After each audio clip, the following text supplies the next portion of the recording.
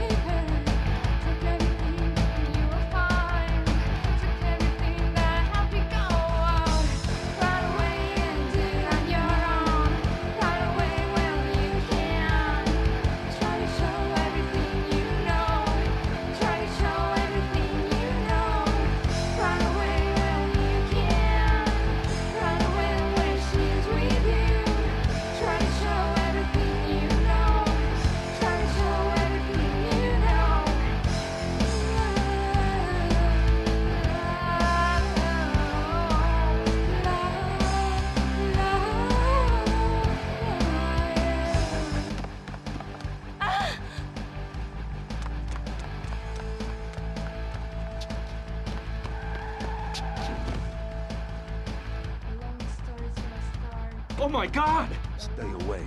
It's better if they don't see us. She's unconscious. I'm taking her to the hospital. We'll take care of her at the hospital. Maybe that moron did the dirty work for us and she's already dead. Maybe, but we better make sure.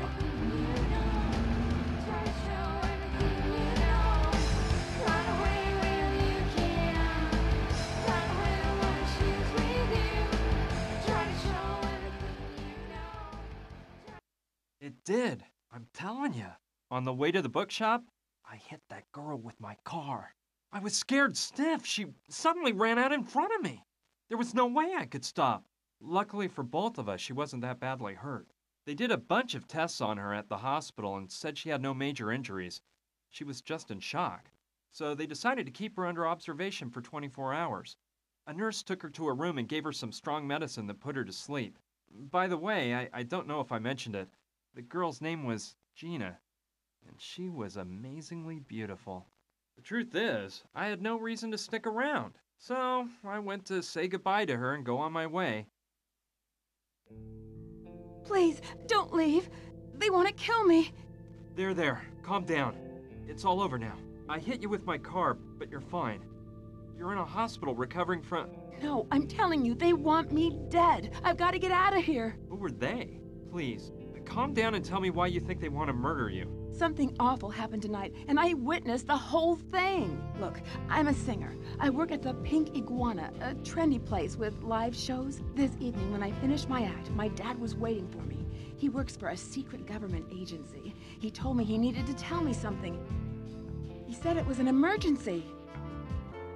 Come a little closer. Gina, kiddo, I'm in danger. I've gotten into a really big mess, and I'm afraid you're not safe either. What's the matter, Daddy? Oh, you're frightening me. There's no time to explain. They're right behind me.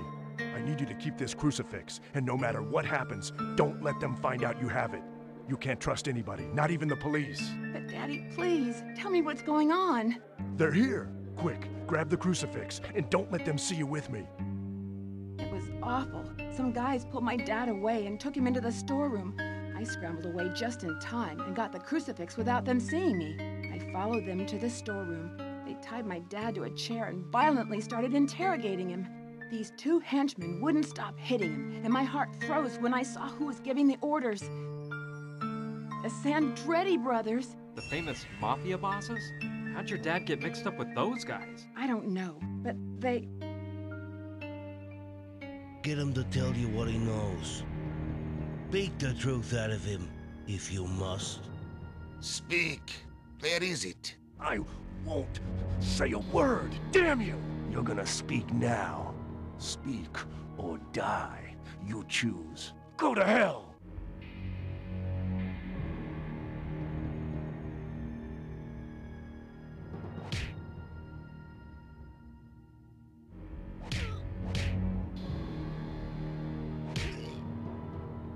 It seems our friend doesn't want to cooperate. What a shame.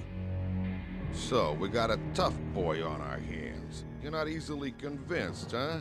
Boys, maybe you're being too soft on our little hero. Did you hear that? The boss says we're being softies. Yeah! What are you doing? Didn't you hear his neck crack? You killed him, man. Up there. You already know the rest of the story. I ran out through an alleyway, and when I crossed the street... Please, don't leave me. They'll kill me. Don't worry, just rest for now. Go to sleep. I won't leave you. She fell asleep. Those tranquilizers must have taken effect. What a story. I don't know what to think. The poor thing is probably in shock from the accident. I bet she dreamt all this. But what if it's true? What if her life really is in danger? I can't just leave her here and forget all about it. I'd never forgive myself if something happened to her. Okay, that's it. I'm not leaving this hospital until I'm sure Gina's completely out of danger. But how are you supposed to act in a situation like this? Yeah, I think I'd better do something to protect Gina in case those mafia murderers she says want to kill her show up.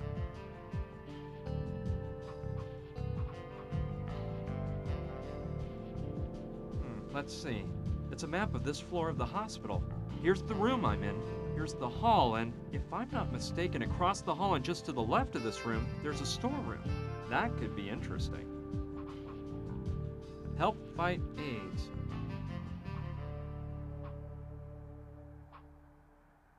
No, I don't think I can use it for anything in particular. I don't need to take it down. I can see it fine from right here.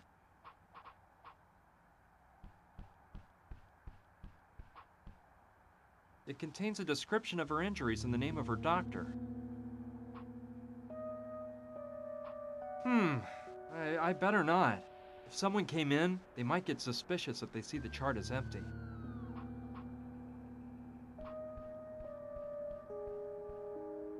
It's empty. It's cracked. Gina must have broken it when she took that sleeping pill. Those are the same kind of sleeping pills Gina took. Snoozitol, one of the finest brands on the market.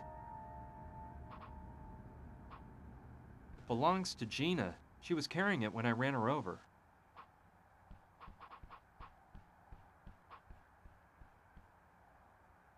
I'll keep it until Gina wakes up.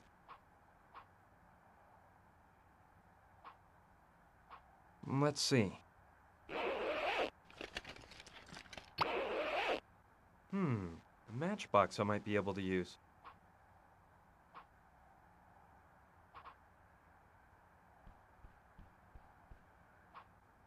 No, it's better if nobody knows I'm still here.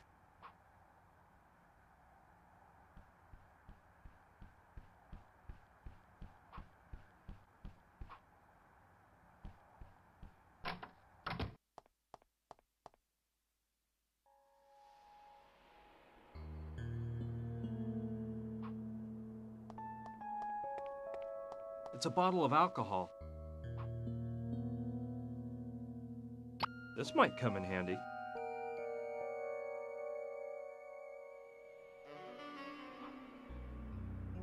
It's one of those wastebaskets that opens up when you step on the lever.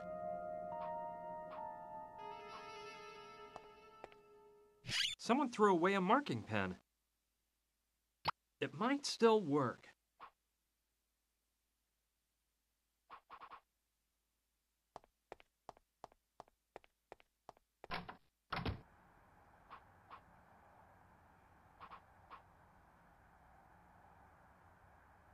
You won't get anywhere doing that.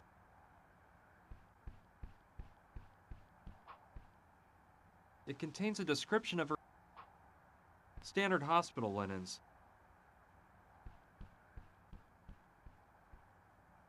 This chart's empty.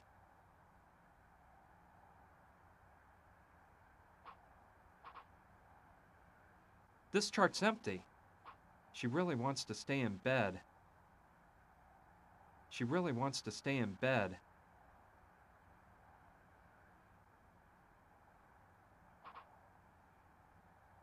Standard hospital linens. I may be needing this.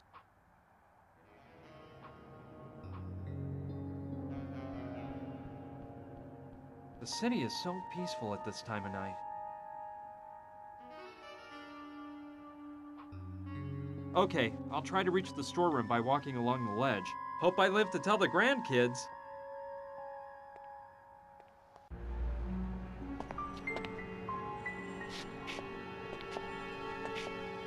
Yikes! I better not look down.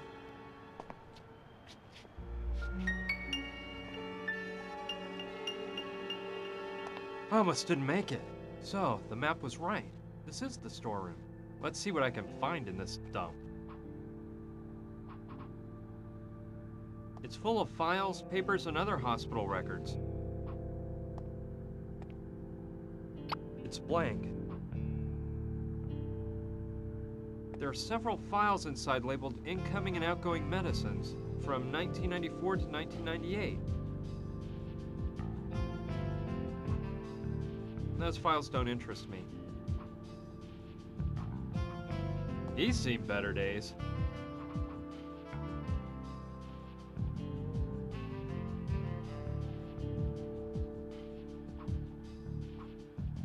It's not on right now. They contain all sorts of medical equipment.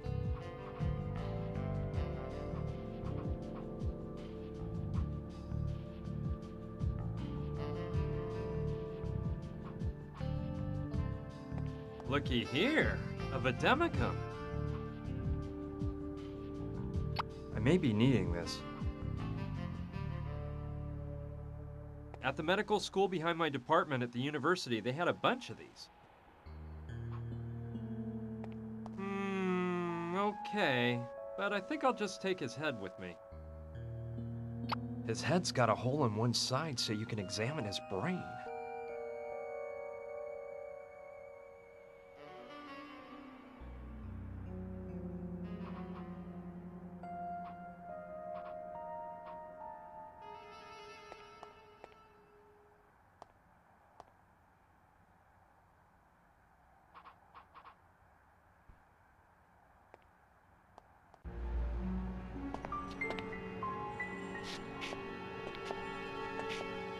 Yikes!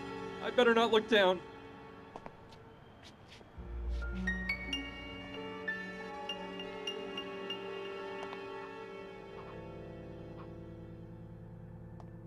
I'll take them both.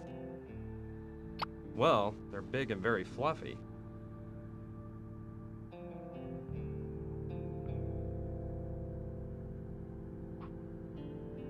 They contain all sorts of medical equipment. I don't need any of that. They contain a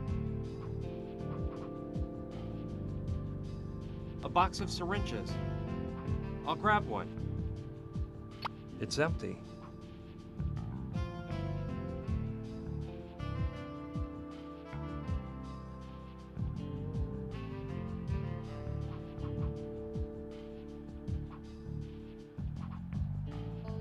I don't know what's inside, but they give me bad vibes. It's probably better to stay away from them. I don't want to catch some tropical disease. It's some kind of stand used to hang the little bottle of serum on a hook.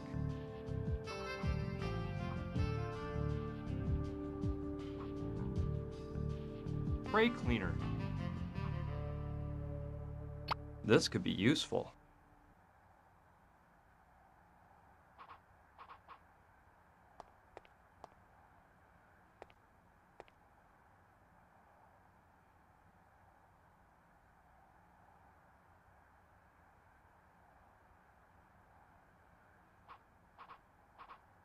Let's see.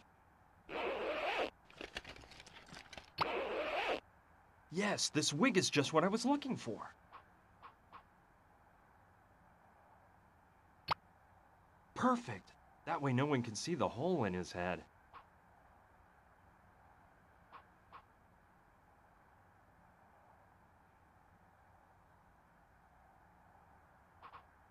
That doesn't seem like a very good idea to me.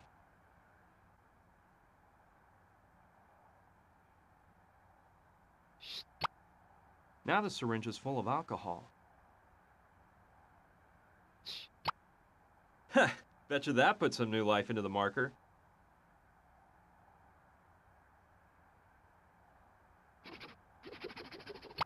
Good. You can't tell the difference between this and a real chart.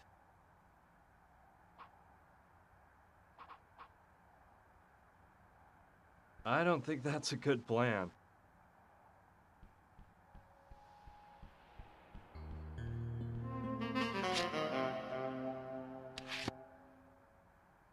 Good. That way nobody will know it's Gina lying in this bed.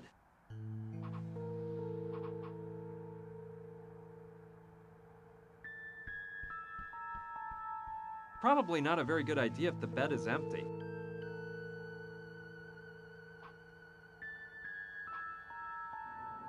That doesn't make sense.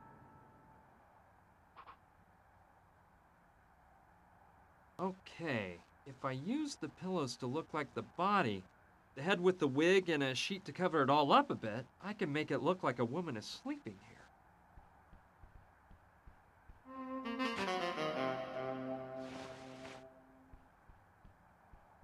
That should do the trick.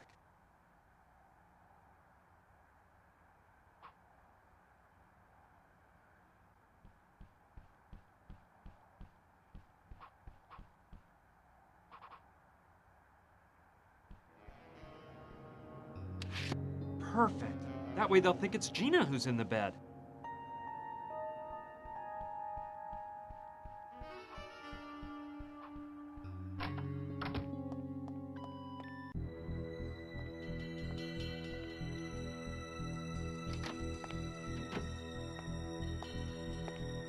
This isn't her. She must be the one in the elevator.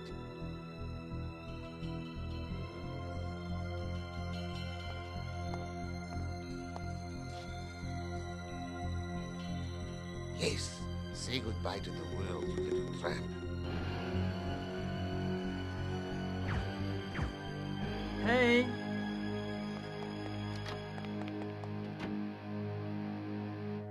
Gina! Hey! Phew. She's just asleep. But those tranquilizers must have been made for elephants. Well, the important thing is, the trick worked and they shot the dummy in the other bed. So everything Gina told me was true. They actually do want to knock her off. It wasn't just her imagination. Okay, let's calm down, Brian. Right now, they think she's dead, which will buy us a bit of time. But we can't waste a minute. I gotta wake Gina up and get her out of this place before they find out she's alive and well.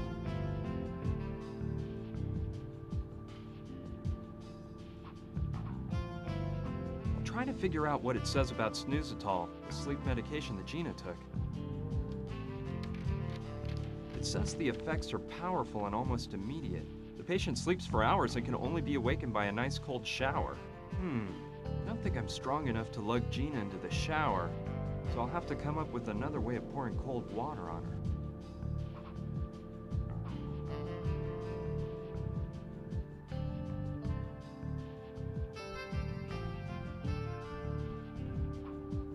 It sprays water in case of fire.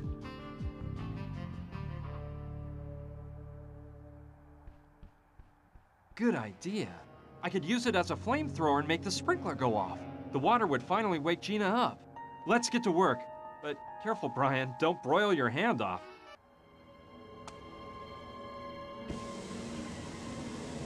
Ouch! I burst the trees. Ow!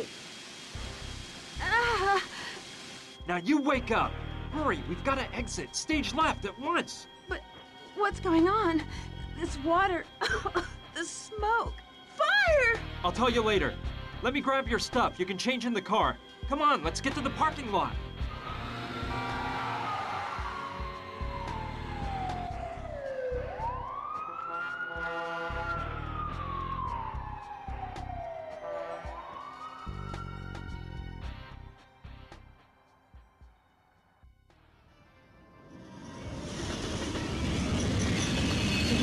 Awful killer to shoot a dummy instead of shooting me?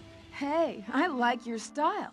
First, you try to run me down with your car, and then you save my life. Do you do this kind of thing very often? No, I was just... It's a good thing that you grabbed my purse, because otherwise we wouldn't have the crucifix my father gave me. Now, what we have to do is... headed for the nearest police station.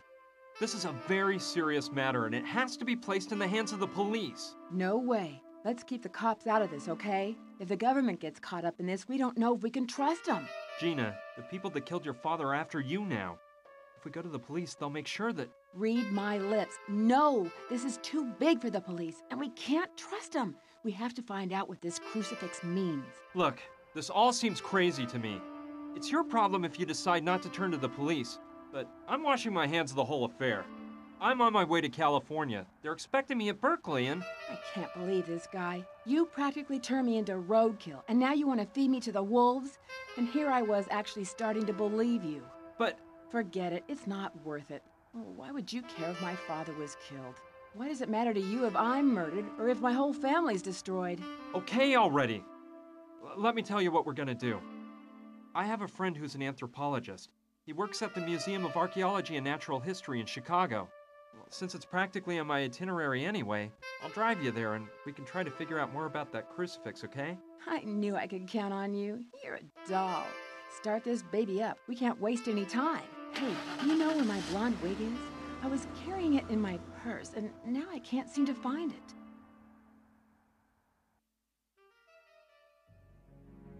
Have you confirmed that? Yes, Don Roberto. Gustav is at the hospital right now. He's checked up on it. I can't see how that girl escaped. Looks like the guy who ran over her is along for the ride. They left the hospital together. Useless idiots. Have you identified this man's car? Yes, Don Roberto. We know the model, color, and license plate number.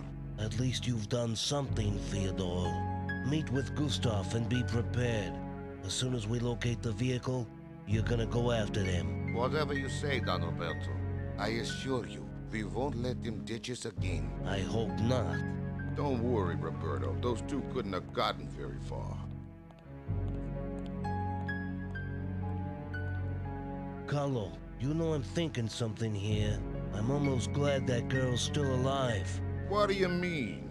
That girl witnessed what happened, and if she talks, we're in big trouble. I know that, but it's obvious she hasn't gone to the police. I wonder why. I don't know. Maybe she's there right now. I'll bet you $1 she won't stew on us. You know why? 'Cause she knows something. I think our men spoke with her before that animal Gustav broke his neck. Besides, why else would she have been in the storeroom? Yeah, you may be right, brother. In which case, we gotta make her spill the beans. See what she knows. You're right, Carlo. We'll do that. Now we gotta get out the warning to all our boys out there. Make sure everyone's on the lookout for that car. I guess there's no other excuse for getting involved. Gina had me dazzled. I can't deny it. But what would you have done? A beautiful girl asks you for help, so what do? Kick her out of your car on some corner? I don't think so. It took us a whole day to get to Chicago because the old hunk of junk I drive is no race car. Along the way, we stopped to have some snacks and keep the car from overheating. We took turns driving so both of us could get in some shut-eye. We got to the museum pretty late, but my friend Clive knew we were on the way, so he waited up for us. Well, we made it to the museum. Let's park in the back.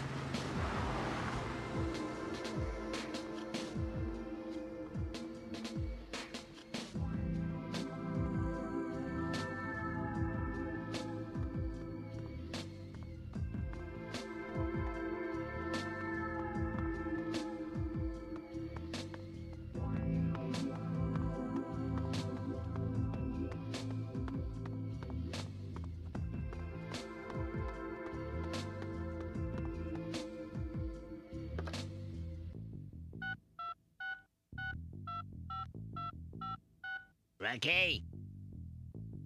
Hey, it's Bunchkin Bob here. I'm calling from Chicago, and guess what? I just saw that car you're looking for. I swear I haven't had a drink, and I'm sure it's the same car. Yeah, a dopey-looking guy with some gal. They went into the Museum of Archaeology and Natural History. Sure thing, I'll tail them. So, you're trying to find out the precise origin of this crucifix. It must be quite important for you to have come all the way here at this time of night. It really is, Clive, but there's no time to explain. What can you tell us about the crucifix? I can assure you it's a matter of life and death. Well, all right. Let's see. Quite a while ago, the museum trustees acquired the latest three-dimensional scanner for the museum's analysis laboratory. It's capable of analyzing the composition of any object, dating it, and performing a morphological study in order to catalog it. It has the most thorough art and archaeology database that exists in the whole world. We could most certainly use the scanner to delve into the origin of the crucifix. Well, what are we waiting for? Let's go straight to the lab now. Just one moment. Not so fast. Our first predicament is the poor condition the crucifix is in. It's obviously coated with a layer of filth that will make it impossible for the scanner to perform an accurate analysis. We must restore the crucifix first, if the scanner is to work properly. Well, let's restore it then. You can do it, can't you, Clive? I'm afraid not. I'm an anthropologist, not a restoration specialist. That sort of job must be performed by Dr. Oliver, the museum's finest art restorer. She just happens to work down the corridor at the restoration laboratory. She's there at this very moment. Yes, let's go talk to her now. Hold on, there's another problem. In 3 days, the museum will be opening an exhibition on Mayan art.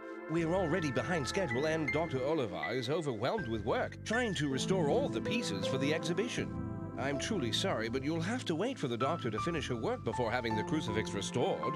And I doubt that will happen for at least 3 days. 3 days? No way, I can't wait 3 days. Professor Silva's waiting for me in California and... This is unbelievable, Brian. You're already thinking of leaving me here defenseless? No, I wouldn't do that. But I can't wait for 3 days either. I'm gonna talk with this doctor and try to get her to restore the crucifix tonight. Oh dear. You can try to, Brian, but I'm warning you. Susan Oliver is not an easy woman to sway. If I were you, I certainly wouldn't dare make such a proposition until she's completed all her work for the exhibition. Well, I have to try. You said she was next door, right? Yes, through the first door on the left when you leave my office. Good luck, my friend. You'll be needing it. Listen here, Gina. What do you say if we take a little stroll around the museum and I show you some of its hidden mysteries? A stroll? I see you haven't changed a bit, Clive. Anyway, we'll meet up here in a little while. I don't know. Well, all right. Let's take a stroll.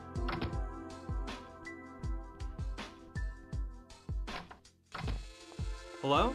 Dr. Oliva? Yes, who are you? Pleased to meet you, Doctor. My name's Brian Basco. I brought you an object to be restored. It's a crucifix which... Listen, boy, this wretched son of a Uxitza has taken me 2 weeks of work to finish.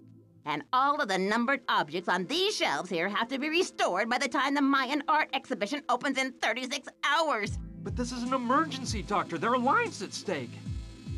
My life will be at stake if the items on those shelves aren't ready for the exhibition, all right?